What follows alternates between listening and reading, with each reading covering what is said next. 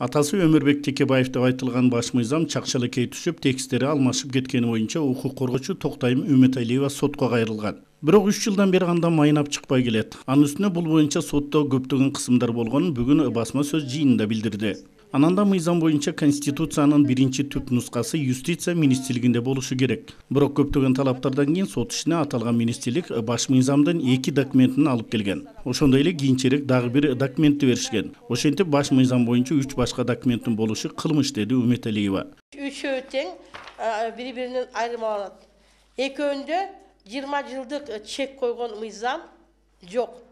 Экөөндө эки документтин баягы жолдоо декретинде Ток Отунбаеванын өз колу бар. А мына 3-чү документте башка белгисиз адамдардын колу коюлган.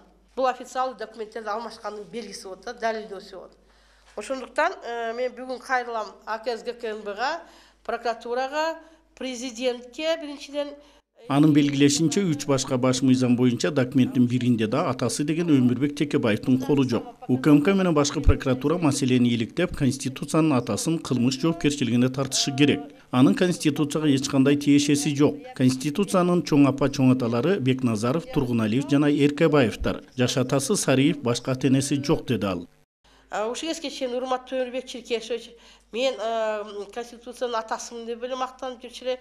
Атасынын колу каякта? Атасы дагы чоң энеси, чоң тайталары болуп туруп, Бекназаров, Топчек Тургуналиев, анан баягы атасы жаш атасы экен, эми Сариев по-видимому атасы, калгандары чоң ата чоң энелери.